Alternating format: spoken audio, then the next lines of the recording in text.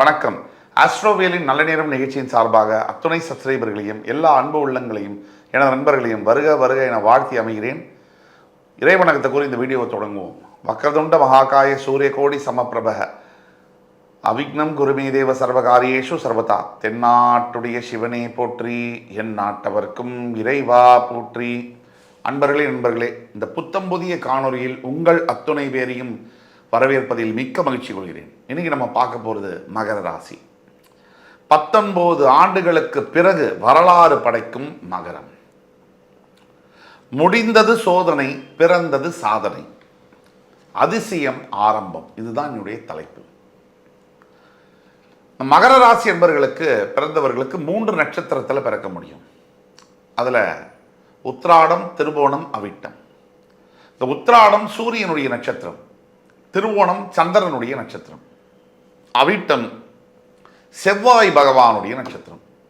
சனியுடைய வீட்டில் சூரிய சந்திர செவ்வாய். மகர ராசியில் யார் பிறந்தாலும் இந்த 3 நட்சத்திரத்தில் தான் பிறக்க முடியும்.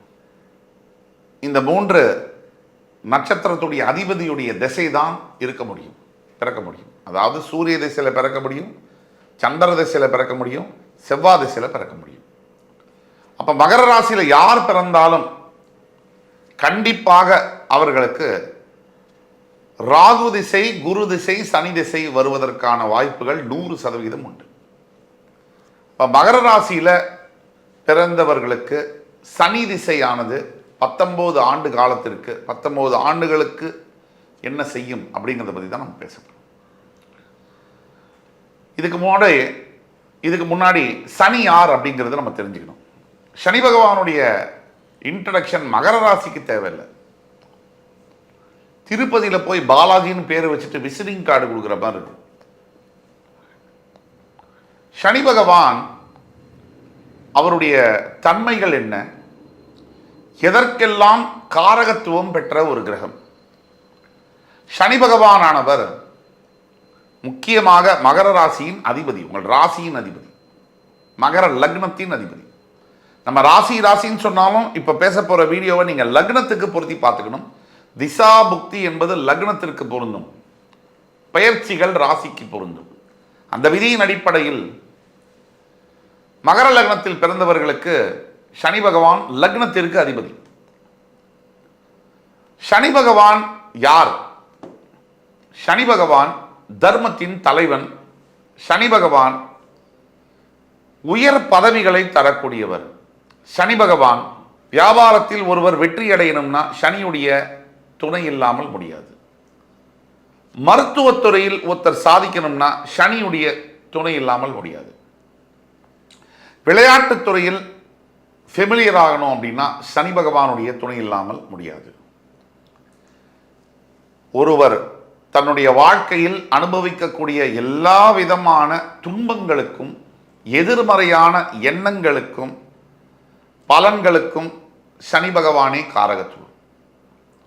ஒருவர் தன்னுடைய வாழ்க்கையில் அனுபவிக்கக்கூடிய எல்லா விதமான வெற்றிகளுக்கும், உயர் வெற்றிகளுக்கும், நிரந்தர வெற்றிகளுக்கும் சனி பகவானே காரகத்துவம். சனி பகவான் மூச்சு. சனி பகவான் அரசியல். சனி பகவான் கட்டுமான துறை. சனி பகவான் விவசாயம். சனி பகவான் உணவு. இதெல்லாம் சனி பகவான். சனி பகவான் ஒருவருக்கு பிரச்சனைகளை வாரி கொடுத்து அவரை விட்டுட மாட்டார். இது சனியுடைய அடிப்படை குணம். எந்த நிலையிலும் எவ்வளவு துன்பத்தை கொடுத்தாலும் சனி பகவான் உங்களை விட்டுட மாட்டார். அதுதான் நம்ம சூப்பர் ஸ்டார் சொல்றது. ஆண்டவன் நல்லவங்களுக்கு அதிகமாக சோதனை கொடுப்பான், ஆனால் கைவிட்டுற மாட்டான். அந்த ஆண்டவன் சனி பகவான். 9 கிரகங்களில் ஈஸ்வரன் சனி பகவான். கேட்ட வரங்களை யார் கொடுப்பார்? ஈஸ்வரன் தான் கொடுப்பார். எந்த அசுரர் போய் எந்த வரம் கேட்டாலும் கொடுத்துருவார். 9 கிரக பயிற்சியில் சனி பயிற்சிக்கு மட்டும் உலகம் முழுக்க வரவேற்பு, பயம், மரியாதை, அன்பு, எதிர்பார்ப்பு. கடைக்கோடி மனிதரை காலத்தால் அழியாத புகழ் தரக்கூடியது சனி பகவான். இப்போ சனி பகவானுடைய பலம் என்ன, பலவீனம் என்ன? சனி பகவானுடைய பலம் நிரந்தர பலன்கள். ஒரு மனிதனுக்கு ஞானத்தை கொடுப்பது, அடிச்சு அனுபவத்தை கொடுப்பது. ஏன்னா சாதாரணமாக சொன்னால் நம்ம பாடம் கற்றுக்குவோமா? அதுவே வாத்தியார் பெரம்பால் அடிச்சு, இப்பெல்லாம் வாத்தியார் பெரம்பால் அடிக்கவே முடியாது. அதுக்கு முன்னாடி ஸ்டூடெண்ட்டே கத்தியால் குத்திடுறாரு. நான் சொல்கிறது ஒரு 20 வருஷம் 30 வருஷத்துக்கு முன்னாடி. நாங்கள்லாம் படிக்கிற காலத்தில் எங்கள் தந்தையாருக்கு முன்னாடியே வாத்தியார் வந்து மூங்கில் பெரம்பால் அடிச்சிருக்காரு. இப்போ அதை கற்பனை பண்ணி கூட பார்க்க முடியாது. அந்த மூங்கில் பெரம்பால் அடிக்கும் போது நம்மளுடைய லட்சியம் என்ன அப்படின்னா, எப்படியாவது ஒரு போலீஸ் இன்ஸ்பெக்டர் ஆகி முதல் என்கவுண்டர் அந்த வாத்தியார் தான் பண்ணணும்னு. ஆனால் ஒரு ஆசிரியர் யார் அப்படின்னு தெரியணும்னா வயதும் அனுபவமும் தேவை. வாழ்க்கை என்னன்னு தெரியணும்னா 7.5 சனியை பார்க்கணும். மனிதர்கள் யாருன்னு தெரியணும்னா அஷ்டம சனியை பார்த்து வெளியில வரணும். அப்படி 7.5 சனியை தாண்டி இருக்கக்கூடிய மகர ராசி என்பர்கள், பிறப்பிலேயே மகர லக்னத்தில் பிறந்தவர்கள், இவர்களுக்கு சனி யார்? சனியினுடைய பலவீனம், சனியினுடைய பலத்தால் அழியாத புகழ், செல்வம். சனியினுடைய பலத்தால் தர்மம். மனிதர்கள், நம்ம இந்தியாவை எடுத்துப்போம் ஒரு உதாரணத்துக்கு. ஒரு தவறு நடக்குது, காவல்துறையில் புகார் பண்ணுறீங்க. ஏழை எளிய மக்களை பற்றி பேசுகிறேன். இந்த வாழ்க்கை, அவங்க மனிதர்கள், உள்ள உயிர் இருக்கு.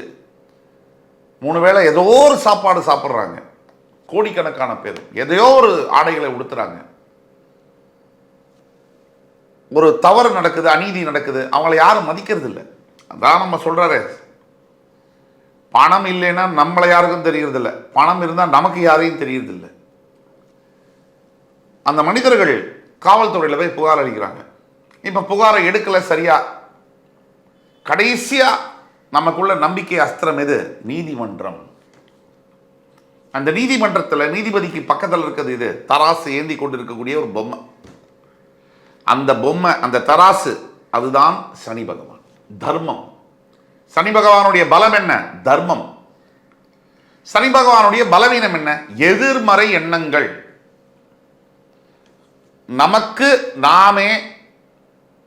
நமக்கு ஆபத்தான விஷயங்களை, நமக்கு எதிரான விஷயங்களை நாமே நமக்கு யோசிக்கிறது. ஆனா அது நமக்கு தெரியாமல் இருப்பது, அதுதான் சனி. சனி பகவானுடைய பலவீனம் என்ன? வாய் வார்த்தையில நல்லா நடக்க போகுது, இந்த விஷயம் நமக்கு ஜெயிக்க போகுது, எல்லாம் முடிஞ்சு போச்சு, இப்படி ஒரு வார்த்தையில அத்தனையும் பாழாப்படுது, அது சனி பலவீனம். சனி பகவானுடைய பலவீனம் என்ன? கடினமான உழைப்பு, அதற்கேற்ற வருமானம் இல்லை. சனி பகவானுடைய பலவீனம் என்ன? மனிதன் செய்யக்கூடாத சில தொழில்களை செய்வது. இப்போ கழிவுகளை சுத்தம் செய்ய எந்திரங்கள் இப்போ வந்திருக்கு. ஒரு 30 வருஷத்துக்கு முன்னாடி கழிவுகளை ஒரு மனிதனே கீழே இறங்கி அதை சுத்தப்படுத்தக்கூடிய அவலம் இந்த சமுதாயத்தில் இருந்தா இல்லையா? அது பலவீனம். சனி பகவானுடைய பலவீனம் என்ன? எண்ணற்ற சோதனைகள். ஒரு காலகட்டத்தில் நமக்கு மனசு, இதுக்கப்புறம் நல்லது நடந்தா என்ன, நடக்கலைன்னா என்ன, எனக்கு நல்லதே வேணாம் அப்படின்னு வெறுக்கிறது. சனி பகவானுடைய பலவீனம் என்ன? கேட்டா உடனே கொடுத்துருவாரு, பின்னாடி அவரே அதிகமா பிடிக்கிடுவார்.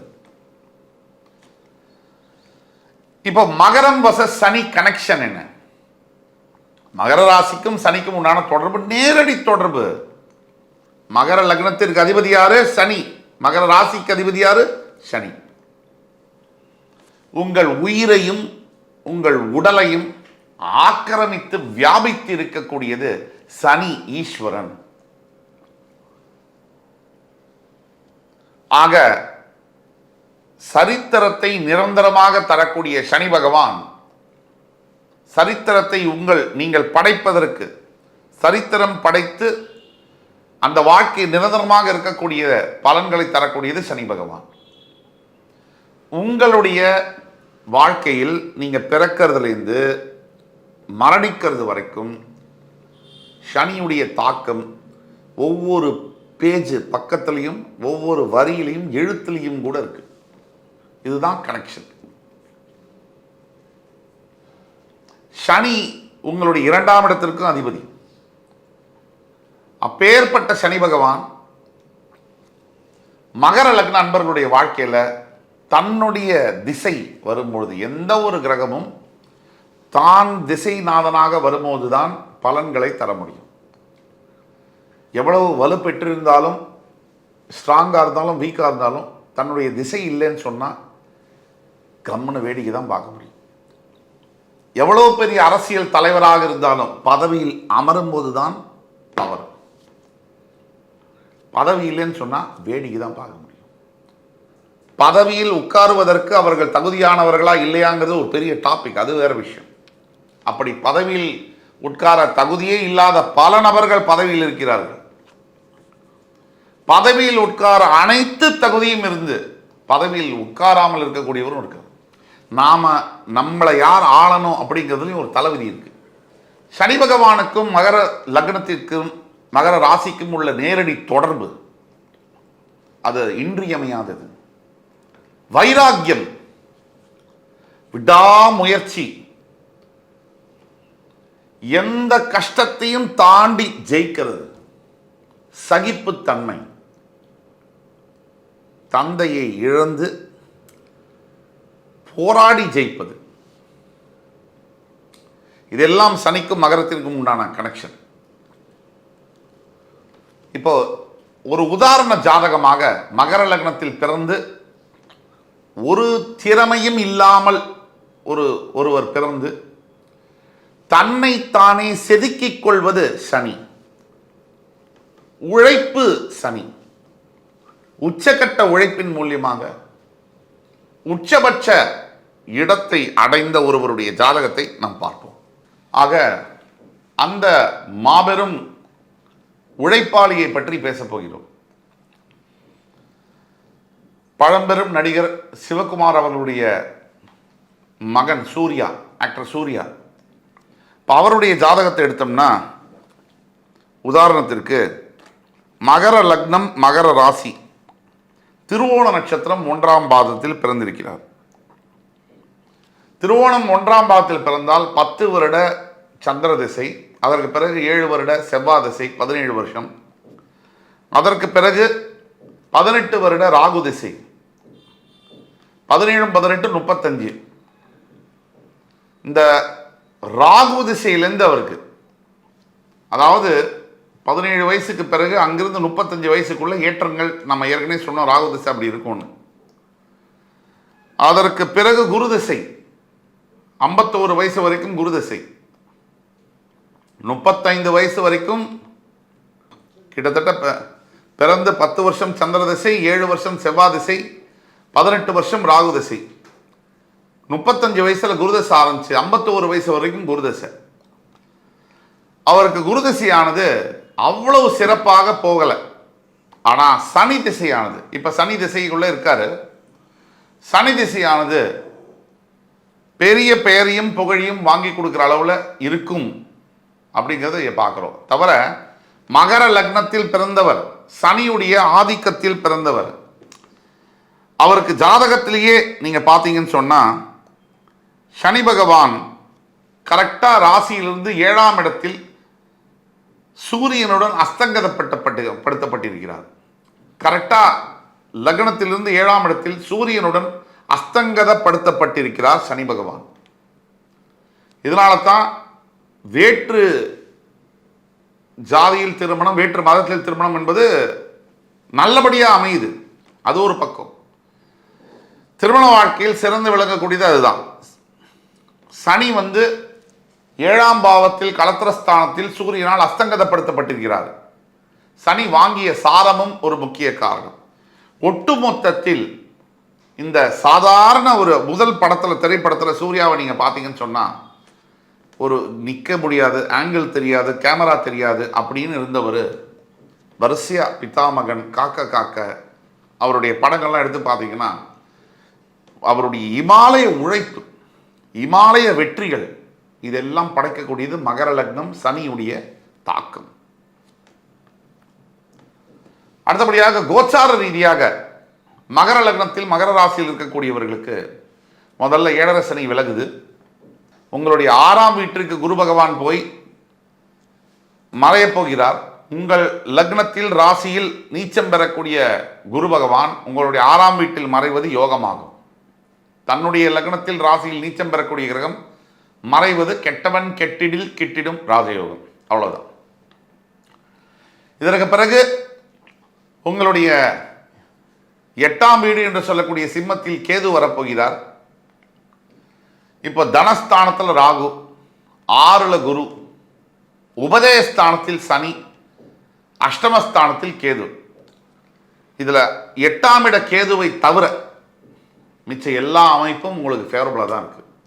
8ஆம் இட கேது மட்டும் உடல் ஆரோக்கியம், சிறு சிறு விபத்துகள் அங்கே ஜாகிரதையாக இருக்கும்.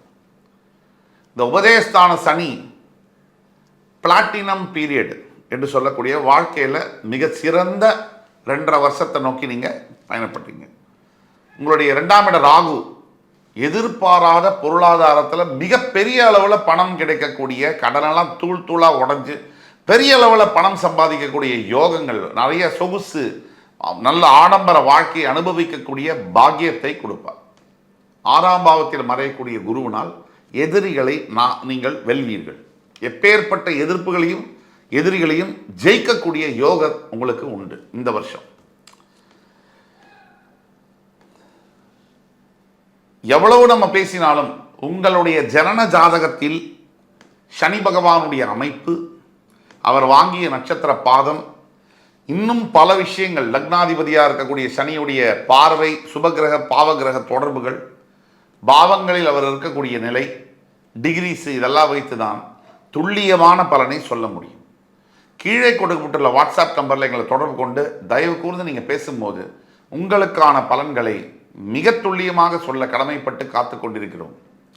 அது மட்டும் இல்லை, எங்களால் எல்லாருக்கும் உடனே பதில் சொல்ல முடியலன்னு மன்னிப்பு கேட்டுக்கிறேன். ஏன்னா நிறைய பேர் காண்டாக்ட் பண்ணுறதுனால எங்களால் எல்லாரையும் டக்குன்னு அட்டன் பண்ண முடியல. இருந்தாலும் நாங்கள் எக்ஸ்டெண்டட் ஹவர்ஸ் நிறைய நேரம் உங்களை வேலை செய்கிறோம். எங்களால் முடிஞ்ச வரைக்கும் நாங்கள் ஒர்க் பண்ண பார்க்குறோம். இன்னும் எக்ஸ்டெண்ட் பண்ண போகிறோம். அதனால் உங்களுடைய சேவை உறுதியாக கிடைக்கும். எந்த விதமான பயமும் தேவையில்லை. உங்களுடைய பர்சனல் ஹாரோஸ்கோப்பை அனலைஸ் பண்ணி உங்களுக்கான எதிர்காலத்தை நீங்கள் கரெக்டாக ப்ரிடிக்ட் பண்ணுறதுக்கு பண்ணிக்கலாம். ஆன்லைன் அப்பாயின்மெண்ட் வாங்கி. அதனால் எந்த கவலையும் வேணாம். கீழே கொடுக்குற வாட்ஸ்அப் நம்பரில் தொடர்பு கொண்டீங்கன்னா எங்கள் ஸ்டாஃப் பேசுவாங்க.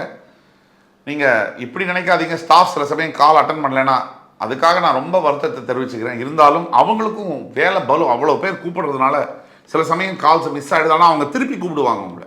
அதனால் எந்த கவலையும் தேவையில்லை. அடுத்தது சனி பகவான் தரக்கூடிய சசமகா யோகம். எவ்வளவோ தலைவர்கள் அரசியல் துறையில் இருந்தாலும் கூட, சிறு பஞ்சாயத்தில் ஆரம்பித்து மிகப்பெரிய பிரதமர் வரைக்கும் இருந்தாலும், ஜனாதிபதி வரைக்கும் இருந்தாலும் கூட, சசமகா யோகம் என்றது பிறந்தவர் கோடி வாழ்ந்தவர் கோடி, மக்களின் மனதில் நின்றவர் யார்? ஒரு எம்ஜிஆரை போல, ஒரு கலைஞர் கருணாநிதியை போல மக்களின் மனதில் நின்றவர் யார்? அதுதான் முக்கியம். எத்தனையோ தலைவர்கள் வந்திருக்கலாம், போயிருக்கலாம். காமராஜர், எத்தனையோ முதலமைச்சர் வந்திருக்கலாம். காமராஜரை போல் ஒரு முதலமைச்சரை கண்டதுண்டா? அந்த மாதிரி அந்த யோகங்கள் சனி பகவானுடைய தாக்கம் இல்லாமல் வர முடியாது. அழியாத வரலாறு படைக்கணும் நீங்க அப்படின்னா சனி பகவானுடைய சசமகா யோகம் தேவை. சனி பகவான் தரக்கூடிய மற்ற ராஜயோகங்கள், அதிகார பதவிகளில் அமர்த்தக்கூடியவர் சனி பகவான். மாஸ் பீப்புள், வெகுஜன மக்களை குறிக்கக்கூடியவர் சனி பகவான். போய் ஒருத்தர் ஸ்டேஜில் நின்று, அன்பிற்குரிய தோழர்களே, என் உயிரிலும் மேலான அன்பு உடன்பிறப்புகளே, இன்னொருத்தர் சொல்லுவார் என் நெஞ்சில் குடியிருக்கும் அப்படின்னு சொல்லும் போதே விண்ணை பிளக்கின்ற சத்தம். இதெல்லாம் எப்படி வரும்னா சனி பகவான் தரக்கூடிய யோகம். அது மட்டுமல்ல, விளையாட்டுத்துறை, மருத்துவத்துறை, இதிலும் சனி பகவானுடைய துணை இல்லாமல் ஒரு டெண்டுல்கரோ, ஒரு கவாஸ்கரோ, விராட் கோலியோ வரவே முடியாது. கிரிக்கெட் மட்டுமில்ல, இப்போ குகேஷ் நம்ம செஸ் சாம்பியன், பெருமை கொள்ளக்கூடிய ஒரு தமிழன், உலக செஸ் சாம்பியனாக விளரக்கூடிய இந்த நேரத்தில் ஒரு சின்ன வயது பையன் அங்கே போய் உட்காந்து சாதிச்சிருக்காரு. குடு குடு குடு எனக்கு அப்படின்னு சாம்பியன்ஷிப்பை தட்டி பறிச்சுட்டு வந்திருக்காரு. இதுக்கெல்லாம் சனியுடைய ஆதிக்கம் இல்லாமல் முடியாது. சரி, இதையெல்லாம் தரக்கூடிய சனி இவரை குஷிப்படுத்தணும்னா 3 விஷயம் பண்ணும். அதில் முதல்ல பண்ண வேண்டியது தர்மம். தர்மத்தின் தலைவன் தான் சனி பகவான். எதிர்பார்க்காம நாம செய்யக்கூடிய உதவிக்கு பேர் தர்மம். எதையோ ஒன்று எதிர்பார்த்து நாம் செய்யக்கூடிய உதவிக்கு பேர் தானம். இந்த தர்மம் சனியுடைய ரூபத்தில் வந்து உங்கள் தலையை காத்து நிற்கும் தக்க சமயத்தில். அடுத்தபடியாக பக்தி. சனி பகவான் நமக்கு நல்லது செய்யணும், மகர லக்னத்தில் மகர ராசியில் நீங்க பிறந்திருக்கீங்க அப்படின்னா பக்தி என்பது அவசியம். உடனே இதை நாத்திகவாதிகள் பகுத்தறிவு கூடலாம் இதை கம்பேர் பண்ணாதீங்க தயவு செய்து. நம்மளோட ஒருத்தர் கம்பேர் பண்ணுறதுக்கும் ஒரு தகுதி வேணும்.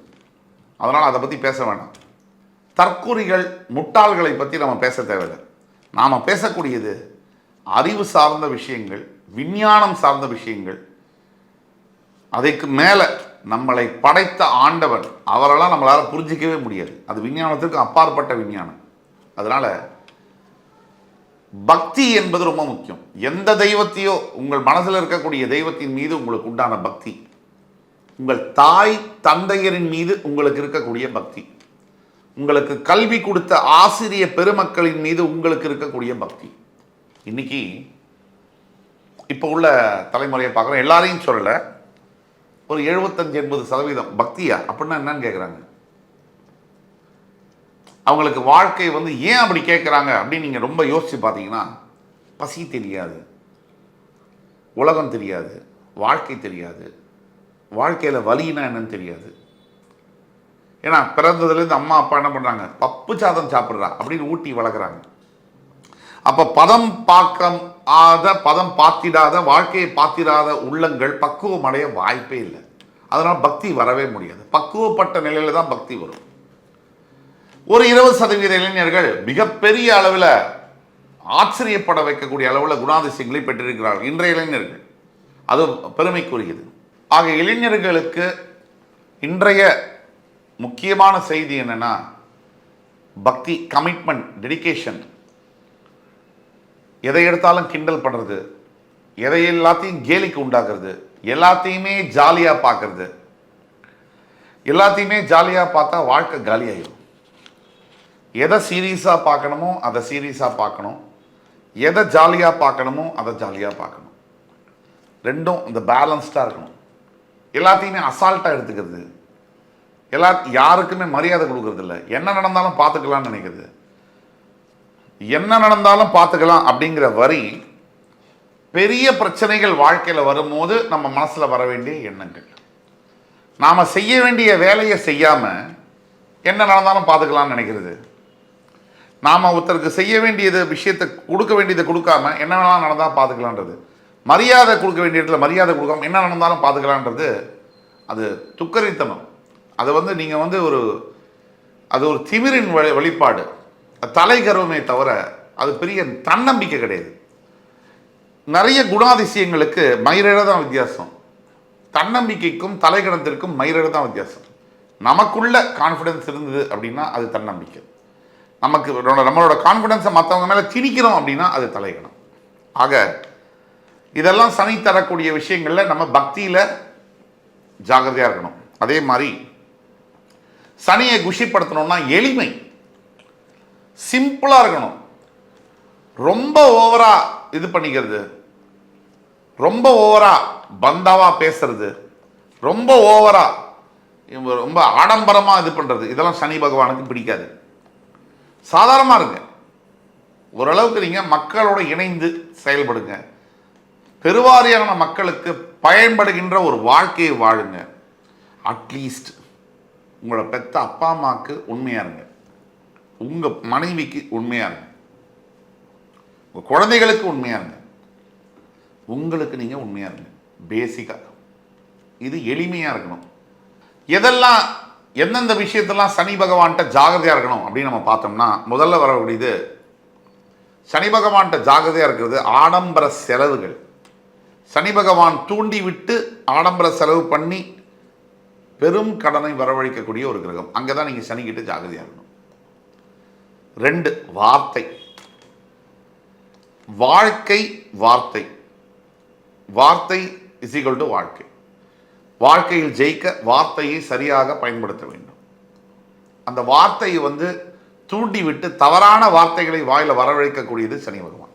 அப்ப சனி பகவான்கிட்ட வார்த்தையில நீங்க ஜாகிரதையா இருக்கணும். ஆக இத்தனை விஷயங்கள் மகர லக்ன மகர ராசி என்பவர்களுக்கு இந்த 19 ஆண்டு கால சனி திசையானது உங்களுடைய சுயஜாதகத்தை பார்க்கணும். பார்த்த பிறகு இன்னும் உறுதியாக, இன்னும் கனகச்சிதமாக உங்களுடைய எதிர்கால வாழ்க்கையை துல்லியமாக சொல்ல முடியும் என்று என் உயிரினும் மேலான மகர ராசி அன்பு பெருமக்களுக்கு மறுபடியும் உங்களை சந்திக்கும் வரை உங்களிடமிருந்து விடைபெறுவது உங்கள் சுபாஷ் பாலகிருஷ்ணன். நன்றி, வணக்கம், வாழ்க வளமுடன்.